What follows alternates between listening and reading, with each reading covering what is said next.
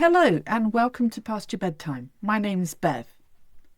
When farmers talk about economic pressures on them, one of the key factors is the increasing competition from overseas. They'll talk about imports that undercut domestic prices due to their not having to adhere to the same standards in the UK production system.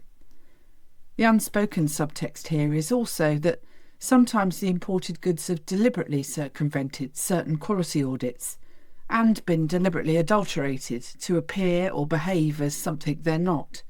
This is called food fraud. Given the complexity of food supply chains and the demand for ever more exciting ingredients and flavours at everyday prices, little wonder some less than scrupulous producers are introducing food into the supply chain that can cause serious health concerns down the line. But it's not limited to imports alone. Food fraud has been with us since the very beginnings of mass food production. I'm delighted to bring back Dr. Louise Manning for a second chat on the topic. We'd planned to discuss this previously. If you haven't heard our conversation in episode 19, do go back and listen when you have the time. Louise has such a depth of knowledge in this area that we decided to record a separate session, and I'm hugely grateful to her as always. Whether it's food fraud, safety, allergens, imports, food standards, labelling, product recalls, or considerations for planning to sell direct, it's all here. And in her usual fashion, Louise dived straight in with some interesting stats on the numbers of salmonella cases being reported. Because one of the things that's really interesting that people might not recognise is during COVID, the number of cases, laboratory cases of salmonella went down dramatically. Okay, why would that be? Because we fed ourselves and we're less likely to poison ourselves, and all the restaurants had to be really clean. Yes. So in 2019, there were 2,500 cases of salmonella. In 2020, there were 1,290, and in 2021, there were 747. That's interesting. Yeah. So it'd fallen to 1/3. In 2021, the numbers now, it could be that they were quite busy doing other analysis, so maybe didn't do quite as much salmonella analysis when people were sick, but it's now gone up to 3,000 cases a year. That is interesting and also a bit upsetting, really. Worrying. But we are bringing in eggs and poultry from around the world that don't have the same standards. So there's an element of that in it, in those numbers. So let's get into that. You and I first LinkedIn, met online, planned to meet up and didn't, and that was my fault. But we've had a chat before, and obviously in our last discussion that we talked about your research and your keynote piece and report for the Oxford Farming Conference, which was fascinating. And I'll link, I'll pop the link to that in the show notes for this one so people can go back and have a listen to that. But towards the end of that conversation, we started to talk about food service and the nutritional value and the quality of it and accessibility to it. I think having picked up on the sorts of topics that you discussed, one of the things that stood out that fascinated me was the data that you publish, I think, weekly from RASF. Oh, yes. RASFF, which is Rapid Alert System for Food and Feed. Am I right? Yes, in the EU. Tell me a bit about how you came to be looking at those findings. I've always been interested in food safety, and I've always been interested in the different ways in which we need to control food safety around the world, and all the work that was done following the major food related issues in the 80s and 90s, 1980s, 1990s. So if we think of bovine spongiform encephalopathy and BSE and CAFL, if we think of Edwina Curry, who went to the media and said all eggs have salmonella, and the industry collapsed overnight. Yeah, I remember that. And then the introduction of the British Line Code in 1998. We have also at that time, we introduced the first iteration of farm assurance. and recognise the need to control potential hazards that could arise in the food supply chain. So, for example, chemicals. And so we needed to follow good practice in terms of pesticide use to reduce the potential for residues to be present in the product. Anything from cleaning fluids, chemicals associated with people, or biological things that could fall off people. We could think of pests and a whole range of things. So between probably the 1990s and the early 2020s, there was a real focus on food safety. And one of the approaches that has been developed internationally and is very much linked to trade is a system called Hazard Analysis Critical Control Point. So when NASA was going to put the astronauts on the moon, the last thing they would have wanted was for them to have had a food safety incident. Yeah. So they developed a system which was about microorganisms, bacteria, viruses, parasites, etc. And said, how do we develop a system where we identify all the things that could go wrong and how we control them to prevent harm? So what started off with the Pillsbury Group and astronauts on the planet has become an international approach to food safety. So with the retailers, for example, they will be looking that all their suppliers have applied this HACCP approach.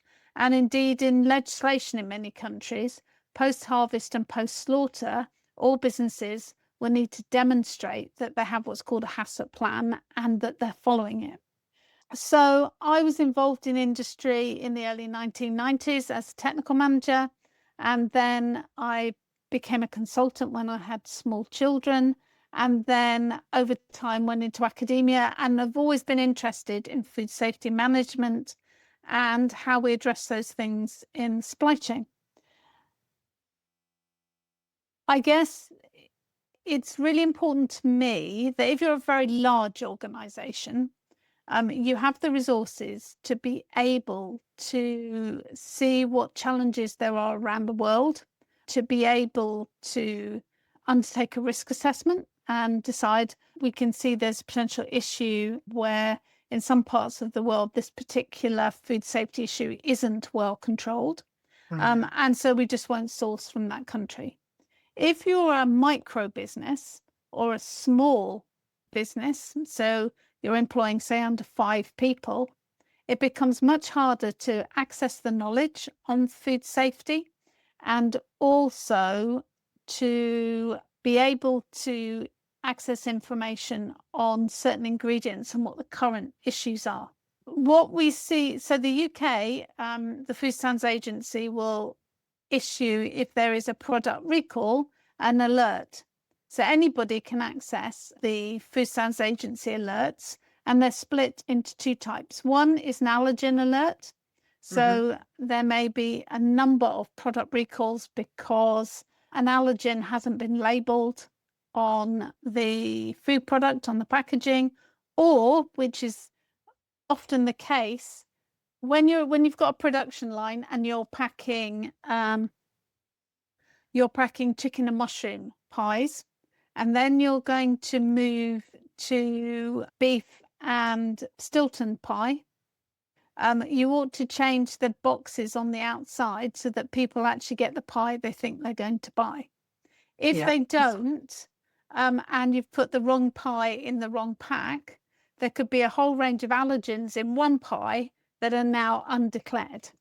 Right. So whenever you see packaging issues, something's got the wrong label on, or an ingredient's been changed somewhere in the supply chain and the packaging hasn't been updated, you might then get a product recall because the various allergens that you by law have to declare are not declared on the packaging. So you get allergen alerts, but you also get food safety alerts. They can arise either as a customer complaint, and we see that in Europe with the RASFF system. They can arise as a customer complaint. They can come from the individual businesses themselves because they'll be sampling their food and they potentially identified an issue. the Food Standards Agency in England and Wales and Food Standards Scotland and the equivalent in Northern Ireland will also be doing surveillance testing. So they'll say, right, we haven't tested pizzas for a while in takeaway pizza shops. So let's go and test the pizzas and see if the ham really is ham. So they're looking more at adulteration or mis-selling. And there was a case probably about 10 years ago when the ham on ham and pineapple pizzas was actually turkey ham. Now, that's not a food safety issue, but you're not getting what you thought you were paying for. Yeah.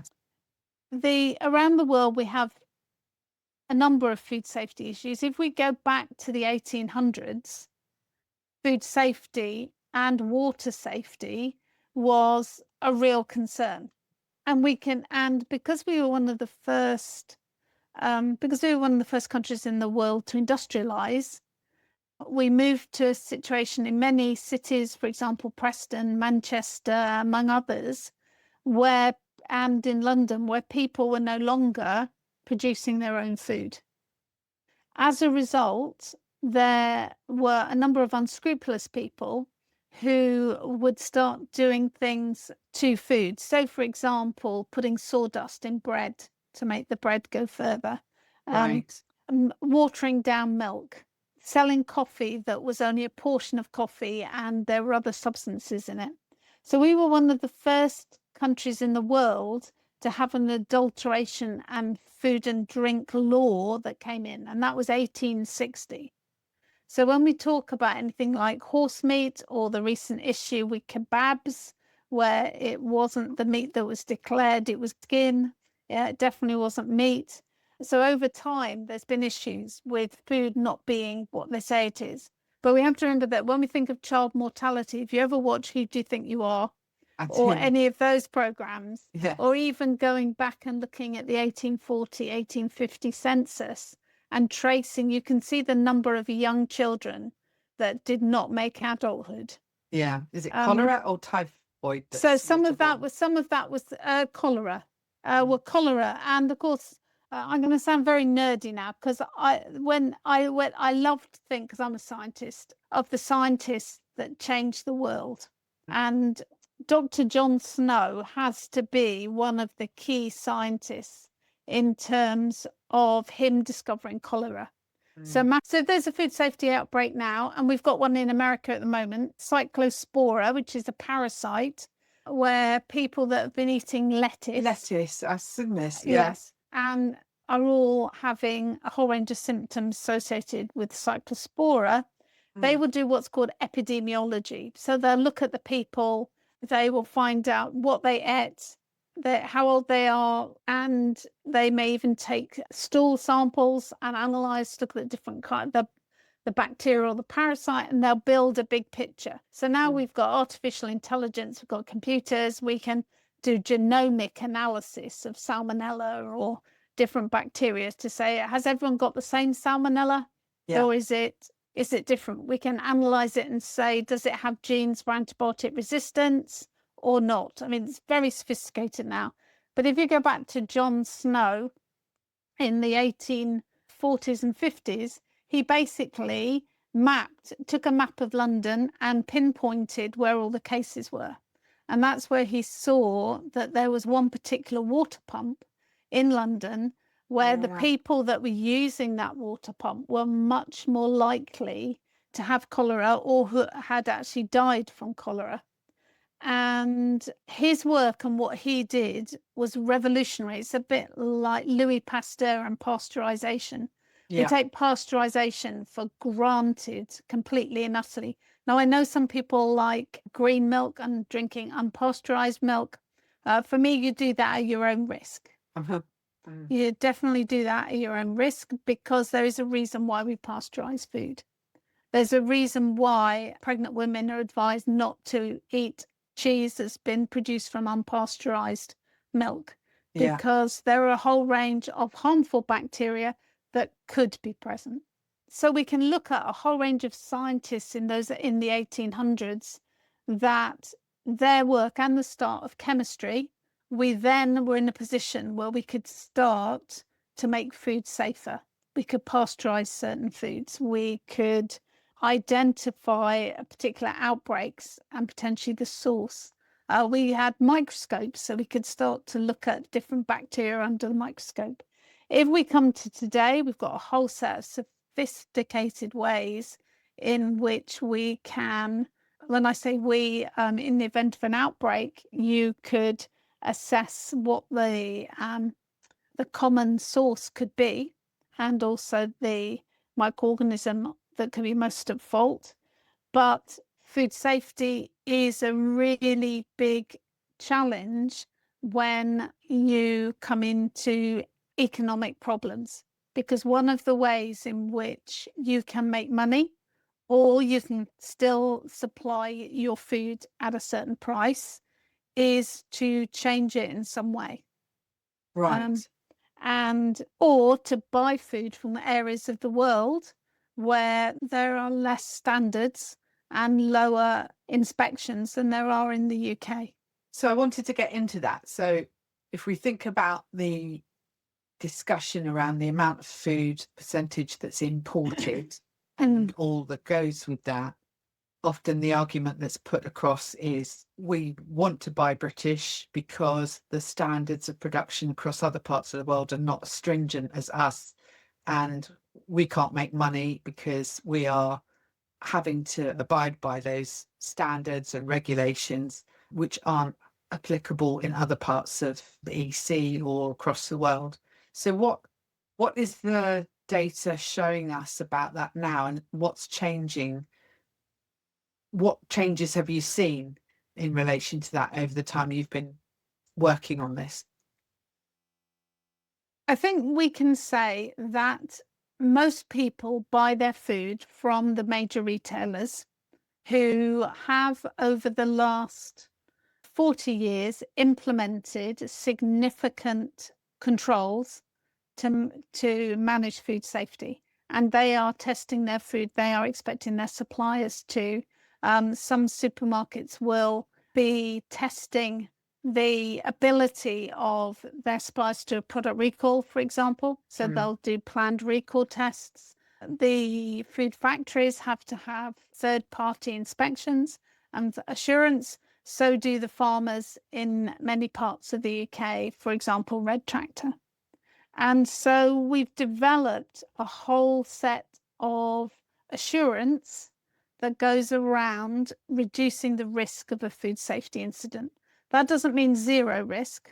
And you have to recognize that food can be safe for some people and not others. I use that pregnant woman example, but we would recognize that there are certain vulnerable groups, the very young, the very old, the pregnant women, and immunocompromised people, who, and people with that will have an allergenic response to a food.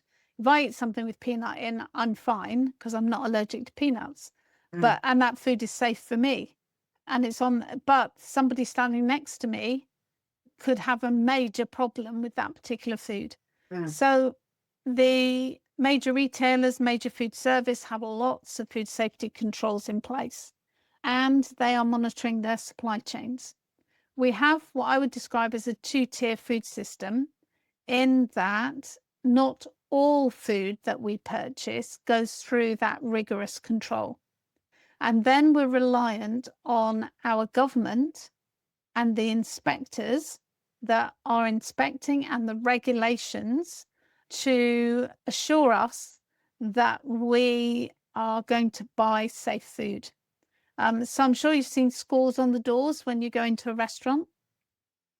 Have you seen they score? They got 1, 2, 3, 4, 5. It's called different things in different places. When my children were small and they used to go to restaurants, because I'm into food safety, they suddenly go, Mum, because you used to have to say why you'd only got a 3 or a 4.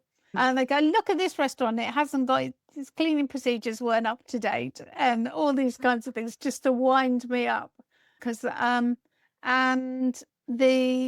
so we have a number of regulations in place, but we are expecting businesses to comply with those. Now, unintentionally, you may not comply with them. And I've been really interested with this recent hot weather. And when we think of climate change and adapting to climate change, that many of the fridges and freezers in supermarkets have ceased functioning.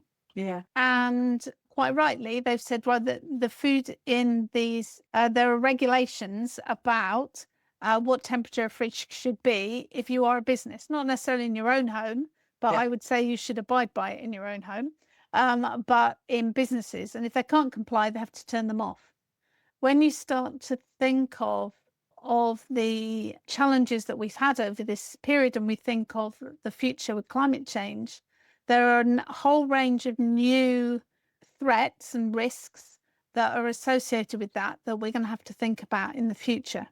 And also, we may be purchasing food from areas of the world where they have different kinds of potential hazards. So we're going to have to incorporate all of that into our thinking. The real challenge that we have is that when we purchase food, whether that's in a restaurant, whether that's in a supermarket, we do it completely on trust. And we are trusting them that they have addressed food safety. But sadly, that does not always happen, either because something unintentional went wrong, because of a sequence of events that caused the food to become unsafe. So in the logistics of it getting from country A to country B, the storage of it along the way, the temperature it's kept at along the way, more of a risk than, as you said earlier, the supermarkets have got systems in place, but perhaps the supply chain of an ingredient coming from Africa to the UK or whatever has got to go through various states. Absolutely. And it could be something as simple as, when food has been moved on a lorry, what were the last 3 loads that were on that lorry? How could it have tainted that particular food? It becomes complicated very quickly. But we also see that with seeking to deliver net zero and removing food production from inside of countries and then importing that food so that we can reduce our greenhouse gas emissions, which is a trend that many countries are looking at around the world, we are then producing some food, sometimes for very vulnerable sectors of our community, such as babies. We're producing that in other parts of the world where contamination could occur intentionally or unintentionally. And when we start to think of fraud and fraud in supply chains, we can then see that intentionally there have been individuals that have chosen to contaminate a food, which has then made especially children sick. So on the recent examples has been baby food products with apple and cinnamon, so apple puree and cinnamon. You buy it in a pouch. Those pouches were in America, were being produced outside of America and then being transported in. At some point in that supply chain, the cinnamon powder, because it is easier to adulterate powder than it is cinnamon sticks, was adulterated with a colorant called lead chromate. So those babies had lead poisoning. Goodness me. Yeah. But that also creates opportunities for supply chains that have integrity.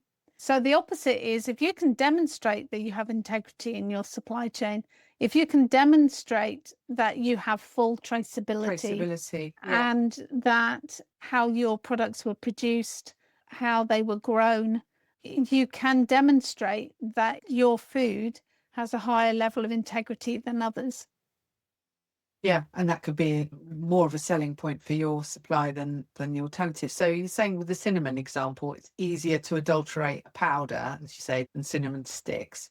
So there was a deliberate adulteration of the product to make it stretch, make it go further, make it cheaper to provide. As the case is still going through legal procedures, wouldn't want to comment on that particular case, but if we think of another one, so we go back to China, and we think of the melamine incident. We're all familiar with melamine plates.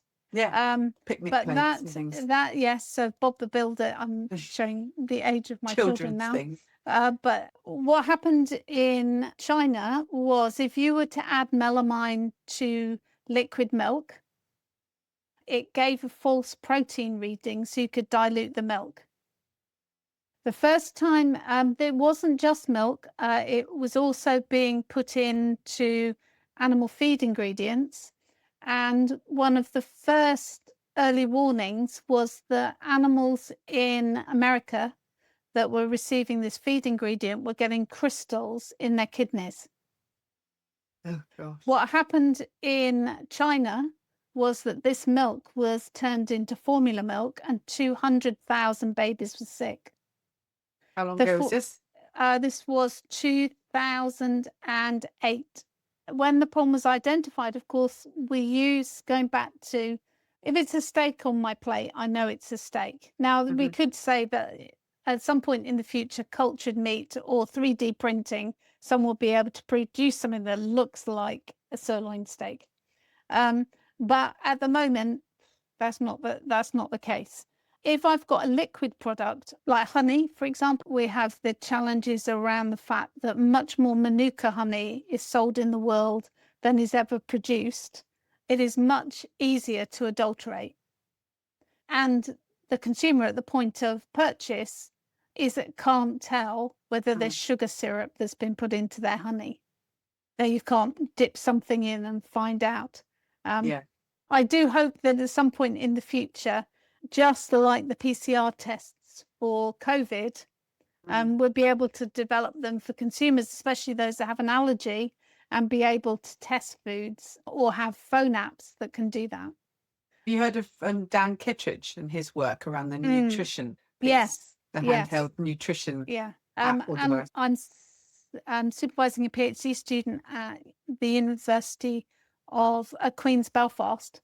And that is what she's looking at the moment, how you can use the camera on your phone to potentially identify issues in food. And I ought to say that there is a whole set of technology that's being developed to try in the supply chain to identify where you get these problems.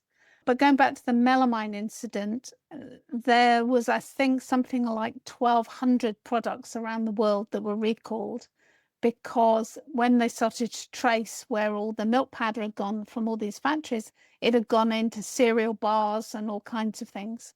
So the challenge with a globalized supply chain is that one incident somewhere in the world can have a really big effect. It can cascade into a whole range of products. So to answer your question, which I've done in a very elongated way, if it's a liquid or it's a powder, so we've had instances of major allergic reactions in Indian takeaways, for example, where people have thought they bought almond powder, but it's got peanut powder that's in there as well, which has then caused a major allergic reaction. What do you know about the peanut allergen and why it is so specific and violent in terms of its allergic reaction? What marks the peanut out versus the almond, for example? It's highly complicated, and within many foods, they will have a whole set of proteins. So, for example, eggs got an albumin protein. There are some people that, having been introduced to it at some point, they develop an immune response, an allergic reaction to those proteins. Some of the proteins are very similar. So, for example, you can have those proteins appear in more than one product. There's a fantastic website you can go on if you're really interested, where you can see which products or which foods all these different proteins are in. The reason I asked the question that is putting you on the spot a bit is that I don't remember when I was growing up being aware of a peanut allergy as existing. But clearly now we all know, if you're going to talk about food intolerance or allergens, peanuts is probably the first thing that comes to mind. I had a anaphylactic reaction to something a couple of years ago. It wasn't the food, it was actually a synthetic antibiotic ingredient. Go figure. But I'm just wondering what has changed in 40, 50 years. Has it become more prevalent, virulent? What's changed for it to become top of mind when we think about allergic reactions? I think we live in a much more complex world now where we come into contact with a whole range of chemicals that we never did if you go back to lives in the 12th, 13th century. However, if you'd have had a peanut allergy in the 12th or 13th century, you wouldn't have survived to adulthood. With a number of these major allergic reactions, we now are able to produce a whole set of medicines to support people that do have allergic reactions. Our food is far more complex now than it ever used to be. Even if you go back 60 years ago, we are a country where I think 51% of the food that's consumed is ultra processed. And when you start to look at some of the ingredients lists, even if you buy a sandwich and it's got, I don't know, it's got some dressing in it, it's got a bit of mayonnaise, it's got some salsa in it, and you look at the bag. I was looking at a sandwich one day, being very sad and holding everyone up in the railway station because it has something like 60 ingredients on the label, of which a number were allergens. So I think we have an environment where we can be more sensitized, because how old was I the first time I had a peanut? Gosh, I don't know. But there's whole generations that have gone before us that never ate a peanut. Yeah, true. We didn't eat peanuts. Now, we might have eaten walnuts or hazelnuts, but we didn't eat peanuts specifically. Only at Christmas. Yes. So there's a whole set of new foods that have been introduced to populations. And you do see around the world that certain communities have higher levels of allergy to certain foods than others. I get migraines, so I am intolerant, I ought to say. I'm intolerant to a whole range of foods that got histamine in, which is really sad because it's red wine and cheese and chocolate and all of those things. So we also have a whole range of people that have food intolerances. Everyone on my mother's side of the family has migraines. So it's a genetic thing that's come down through us. So I think whilst we focus on food intolerance and food allergy, probably more than we ever did 100 years ago, it wasn't really a topic of conversation per se. We're eating foods that are largely produced by someone else. Is it 1 in 3 meals are eaten outside the home or produced by someone outside the home? I'm not sure if that's an urban myth, but it would appear that for a lot of people that is the case. We are eating highly processed food. Even in the supermarket, it's very hard to buy what some people would describe as clean food or clean labels, because of the need for preservation, because of the focus on reducing food waste. You're seeing a whole range of other materials going in.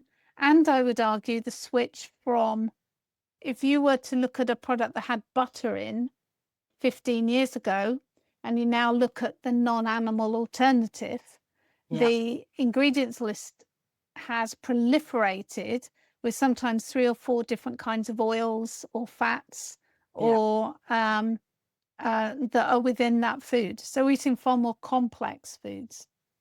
Gotcha. And some of those micro ingredients have been produced right around the world.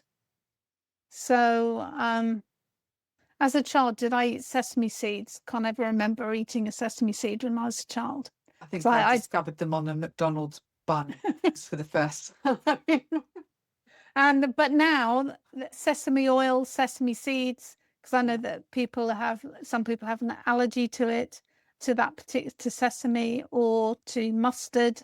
Even celery is a declared allergen. Is it? It is. And there are loads of people who don't like it, but I love it. Yes. Our food choices have become more complex, haven't they? Yeah. And that, again, is a real problem when it's these very small ingredient that is the one that is in a range of products that is causing a problem. Trigger. So there are colours called Sudan 1 colours that are carcinogenic. And there's a whole family of them. So when foods come into the European Union or the UK from abroad, they will be tested to see if they have this colour. If we think back to hyperactivity and children, they were called the Southampton colours, tartrazine and all the others. Yeah. It's quite interesting to me that as you see sweets being sold in a whole range of outlets, I would say look on the back of the packet, because some of those, whilst many of the major retailers said we won't use any of these colours, Yeah. a lot of those colours are reappearing in other products that are being sold. Now, it's not illegal, but if you have either adults in your family or children that are sensitive to those colours, you will see very quickly that they've consumed them. Yeah, I remember the tartrazine. Was it E111 or E110? Is E for additive still a viable book? Or is it Yes, well, dated? There's a lot more that probably aren't in there now, but it was a book of a certain generation, wasn't Bit of it? a Bible, yeah. Yes. Yeah. The people would use ChatGPT now, but I would just second check it. But so I think what I'm saying is food is really complicated, and if we live in an environment, especially in an urban environment, where we are accessing largely ultra processed food, we are limited on our outlets, we are limited in time, we're not necessarily looking at the labeling or the ingredients lists or all the things that I would describe. And maybe it's back to that thing we talked about before in terms of accessibility. The people with the least means in society perhaps live in areas where they've got the least amount of choice, and therefore we fall into that system again, don't we? Because perhaps the less regulated food environments. You said to me something the other day about food ending up at car boot sales. Talk me through that thinking again. It was scary. We choose where we buy. I'll rephrase that. We don't choose. There are some people that are privileged enough to be able to purchase food in locations where it's short supply chains. They have the time and the skills to be able to cook from scratch. And they can put a whole range of foods together. When we look at food insecurity in this country, there are a number of communities and families that are challenged by the money they have available for food, because they have to pay their rent, they have to pay their travel to costs, they have to pay their energy costs. So the only one that gets squashed is food. And so we see people who are in that position looking for alternative sources of food. And this isn't new, but if we are buying food in certain locations, we have to ask ourselves, especially if it's at a certain price, is it too good to be true? Yeah. And there have been instances in the past, for example, of the chicken that was being sold in a whole variety of car boot sales and other outlets actually coming from, and people went to prison for it, coming out of the waste area of poultry factories, having a dye on it to demonstrate that it was waste, to then have it bleached and then rinsed, and that product going into certain food outlets. So I would always say there are a number of very reputable food businesses in this country. I would say the majority that have applied HACCP and a whole range of different systems to make sure their food is safe. They're trained, they care about their customers, they know who their suppliers are, they're doing all the checks and balances to make sure that as far as they reasonably can, that food is safe. However, we can put ourselves in situations where we have to ask ourselves the question, where I'm buying this food from now, have I got that same level of assurance? And there are a number of instances in the past of food where you go, gosh, this is someone food off the back of a lorry, food out the back of a car, food in a car park, food that's in a car boot sale where you don't really know who the person is that's selling it. Where has this food come from?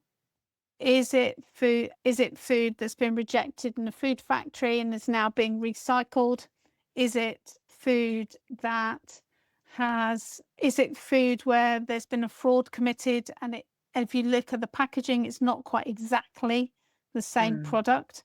And we do have to think about that when we're buying food.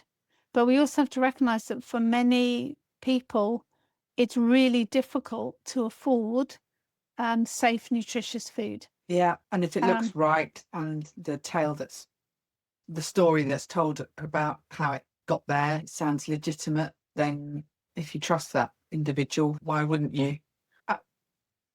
I want to just ask you my last question, really, around.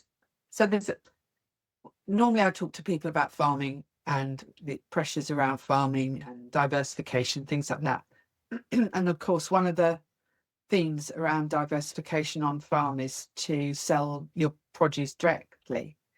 Clearly, as producers, they are already adhering to standards and have to do that for the supply chain that they're entering into. Are there any differences, or what differences and considerations must they make if they want to convert to selling direct to the public? So as I was saying earlier, post-harvest and post-slaughter are a whole range of additional food safety, food labelling requirements come into place. It isn't a suitable defence to say, I didn't know. The onus is on individuals when they are looking at adding value in some way to understand what the legislation is and to comply with it. That may be anything from having the right level of food hygiene training.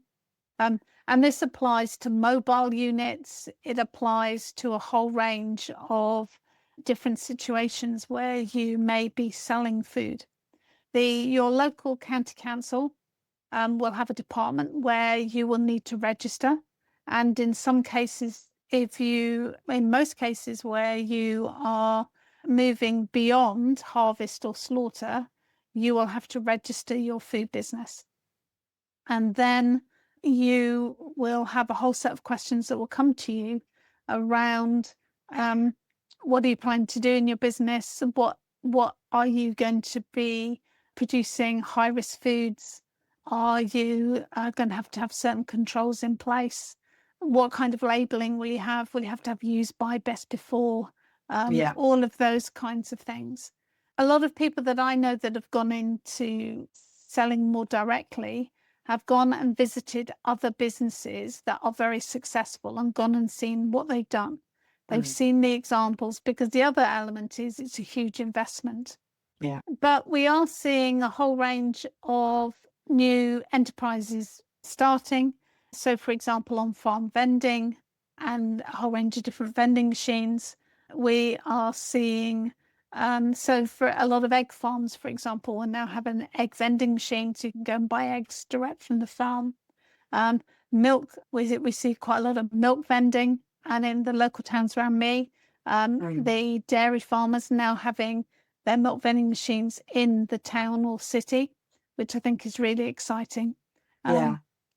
I think we talked last time about train stations with vending, didn't we? That's very popular. But I would just say that, and it's really important that you recognise that you're going into a totally different part of the food chain when you start selling direct. And you need to know what the legislation is, what level of training, what level of skills. To talking to farmers that have said, right, they want to put an on-farm butchery in shop. When you start to look at the investment, the skill set and everything else that they need to do, that has been a sizable investment. If you're going into cheese, for example, how long are you going to have to store your cheese before you can actually sell it?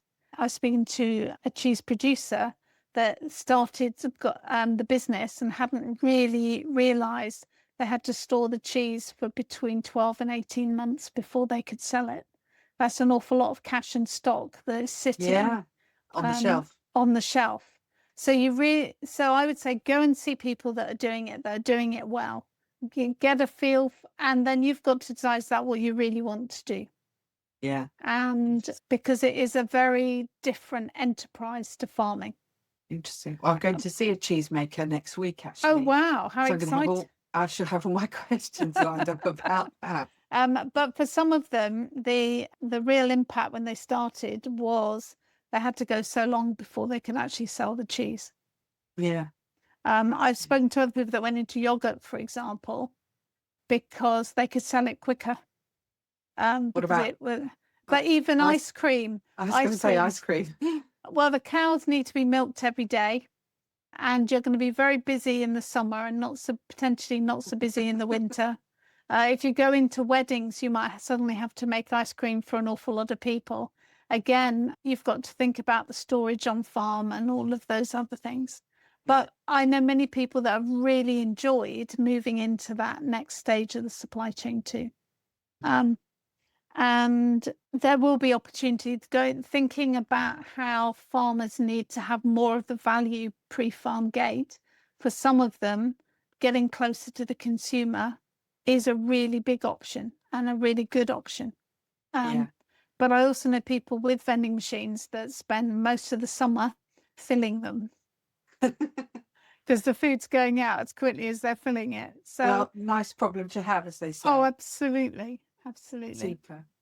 Oh, well, listen, an hour has whistled by, and it's lovely to spend time with you. I could sit and talk to you about, what should we talk about next time? I'll have to have a think. Yeah, there's plenty to cover. That's terrific. Louise, thanks so much. As always, it's fantastic to talk to you, and I really appreciate the time you spend. We shall have to think of what's next in our next conversation, make this a regular feature. Yeah, I'd really like to talk more, and thank you for inviting me to come and talk today. You're welcome. You're absolutely welcome.